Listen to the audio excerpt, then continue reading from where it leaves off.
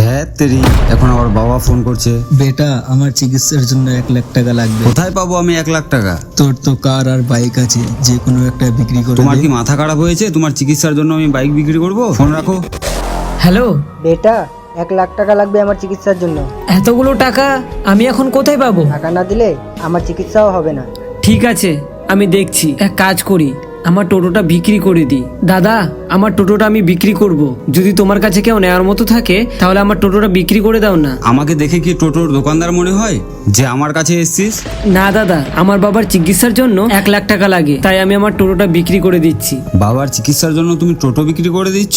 বাবা আমাকে ছোট থেকে বড় করেছে, আর বাবার চিকিৎসার জন্য সামান্য টোটোটা আমি বিক্রি করতে পারবো না? আমি টাকাওয়ালা হয়েও আমি বাবার জন্য একটা বাইক বিক্রি করতে পারলাম না। আমি বিক্রি করে দেবো তোমার গাড়ি।